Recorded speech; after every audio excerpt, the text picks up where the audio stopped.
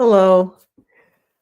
So, if you're here today, we're going to talk about weight loss while traveling. So, let me ask you a question. Have you ever been traveling and then worried about what to eat while in the airport, or wondered why you gained weight while you were traveling, even though you're doing exactly the same thing that you've always done?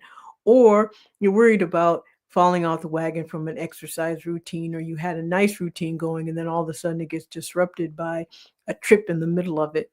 But then you also have times when you go on vacation, you eat whatever you want, and then you come back and you've lost weight, and you're wondering, how did that happen?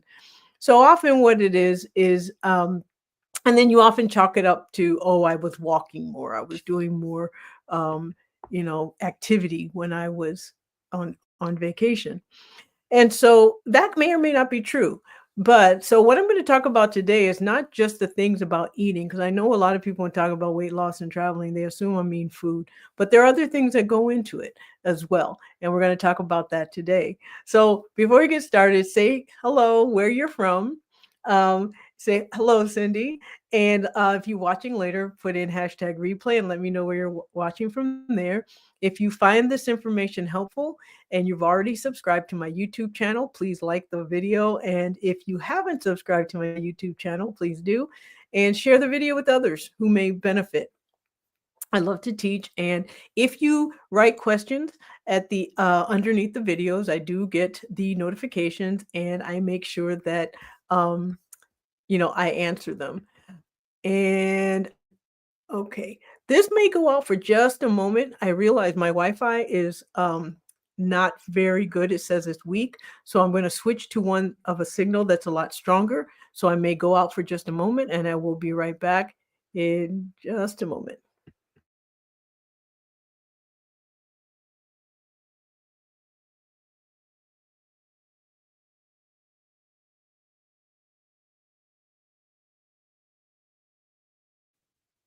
All right, I'm back. So I'm glad that worked. So again, let me know where you're listening from. I will answer questions at the end. If you ask questions at the underneath my videos, I do respond to them. Ask anyone, and I always respond to the videos afterwards. Um, and if you come up with questions or topics that you'd like me to talk about, you can write me at help@drtumor.com, or you can go to my website and contact me there. So my website is drtumor.com. So, um, so when it comes to travel, there are lots of things that feed into what it is that uh, disrupts our weight loss journeys. And like I mentioned, number one is really a break in routine. You get into a nice routine of exercising, eating a certain time, eating a certain way, and when you travel, suddenly that gets disrupted. And sometimes it can get discouraging and it starts a vicious cycle of feeling like you're not doing what you're supposed to, so you just give up totally. And I'll talk about ways that you can kind of remedy that. The other is that, especially when it comes to eating and how you can eat in airports or anywhere, really, and not have to worry too much about what you're eating because there's a trick to it. And then the third is going to be organization. So, number one mistake I see is people underestimating how much stress and rushing creates stress when traveling, and how much that rushing and that stress that's created affects the hormones in our body, which then changes what our body does with food. If you are under stress, if you are rushing, if you're hurrying, if you're worrying about making a flight, if you're, you know, not giving yourself time, what happens that no matter what you eat, your body's going to try and make fat out of it because cortisol goes up. That cortisol pushes you towards insulin resistance. Insulin resistance is the very mechanism that triggers our brain to tell our body to make fat. And insulin resistance is on the same continuum of diabetes, and that's another reason why GLP-1 or diabetic medications work for weight loss. It's because it's all on the same hormonal continuum. So rushing when traveling can actually derail your weight loss no matter what else you do. So the best thing you can do, apart from, and I'll talk about the eating later, but the best thing you can do is give yourself time. Don't pack at the last minute. Don't rush to the airport at the last minute. Don't, just try to do things, manage your time well so that you're packed early, you've got all your papers that you need, you understand your medications and everything and plan so that you should have a huge cushion of time while traveling. Otherwise, your body goes into stress mode. So that's number 1. Number 2 is to plan. So if you know you're in a nice exercise routine and you are going to be traveling and you want to continue that routine, then what you do is start looking to see, are you going to a city that's walkable? Is it a walkable place? Is it safe enough where you could take walks? Is it a place that has a gym? Or does it not? If you don't have a gym, then are there exercises that you can do in a hotel room using YouTube? There are many, many YouTube channels and many YouTube opportunities to look at videos, and you can use them to exercise in place. And they don't have to be as much as what you were doing before. However, it can be, quite beneficial as long as you get something in. But when it comes to eating, which is often very difficult, the eating when you travel is really just a matter of focusing on protein. So the easiest way in an airport is to look for things that you can deconstruct. So there's certain types of food that make it very easy to do that. Mexican, for example, there.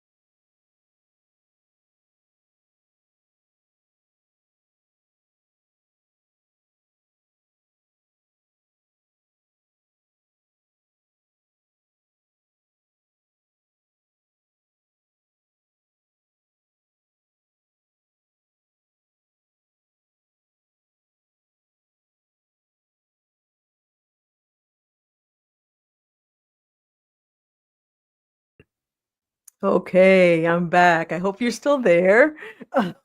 Sorry about that. We're having some storms in our area, and for some reason, it's really affecting our internet connection and our Wi-Fi. So, fortunately, I have more than one Wi-Fi more router in my home, and it's just a matter of making sure that I can get access the other one. Hopefully, they're on the different systems, but they're same company, so hopefully, this one will work. So, anyway, as I was saying. When it comes to food and eating, focusing on protein is the best way to go. If you focus on protein and go to places where you can deconstruct the meals, it makes it easier.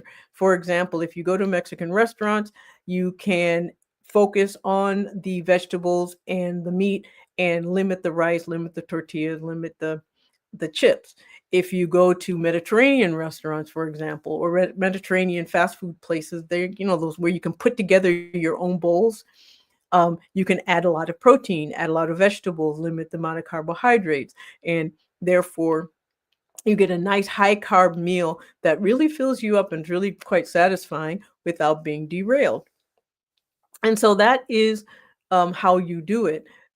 When you start getting, and then if you're in a place where those aren't available, the next thing you do is go for chicken strips.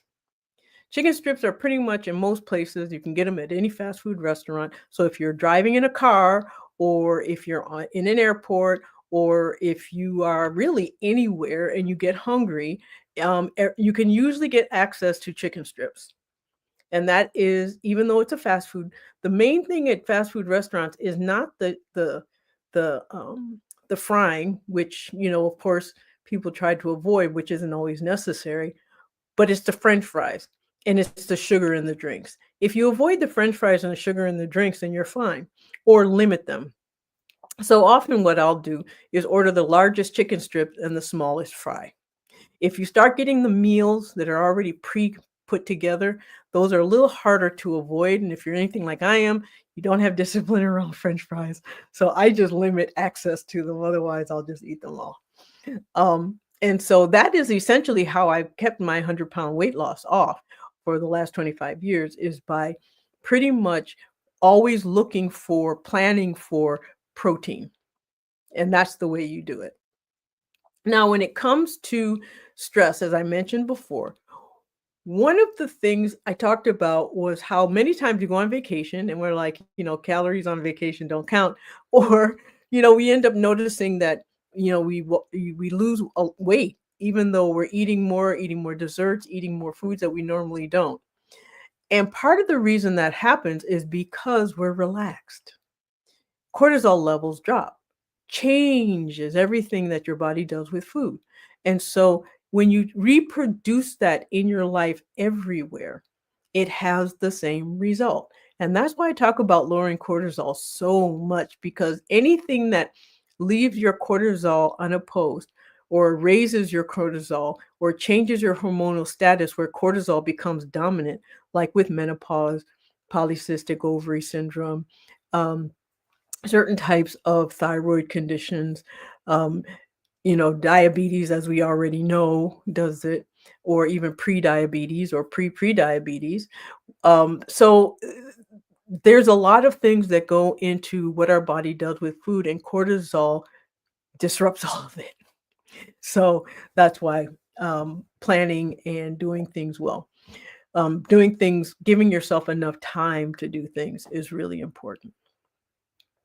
And so, just out of curiosity, for those of you who are listening and put in the chat, when you travel, what's your favorite food to eat? Or even just your favorite food in general. And I can tell you exactly how to go about having those things without it causing you a problem. Because a lot of times what we'll do when we're on a weight loss journey, we'll avoid certain foods. We'll avoid our favorites. And that's usually quite sad, because, food is a self-care mechanism. We eat food to feel good.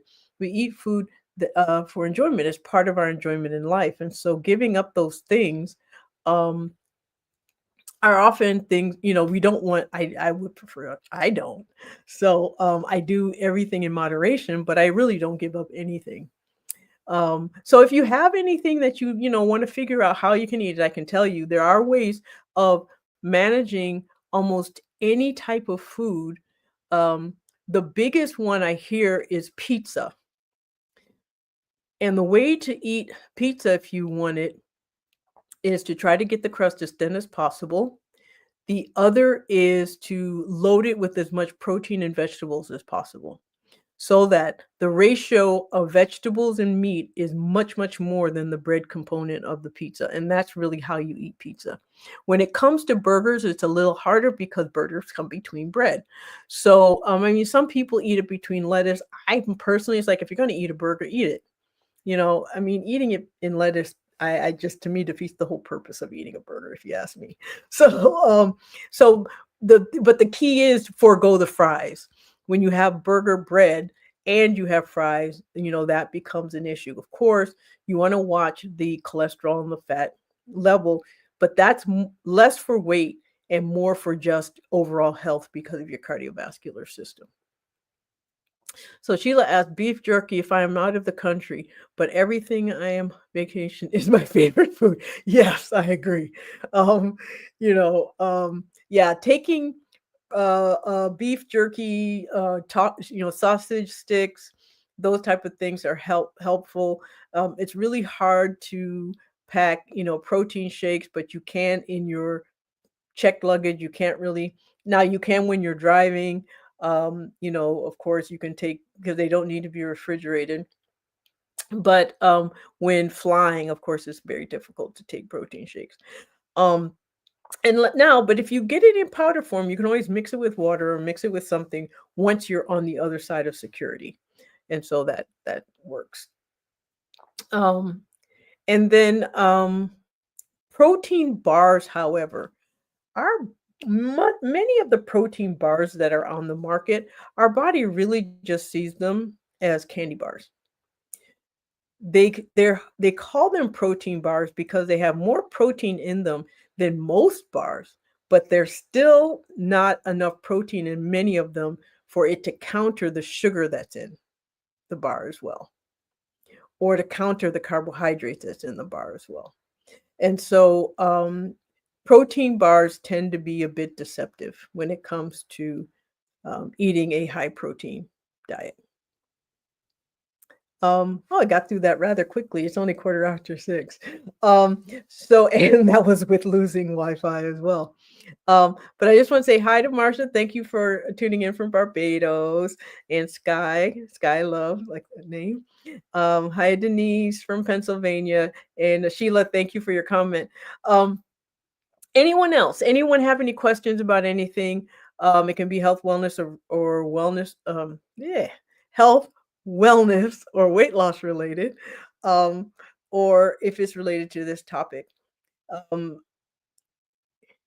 can you please explain the continued effects of PCOS post-menopause? My doctor told me it goes away. Don't worry about it. Um, it doesn't go away. What it does is it is reduced some because polycystic ovary. So our body produces cysts to produce eggs. And as we go through menopause, our body produces fewer and fewer eggs, and therefore, the number of cysts go down.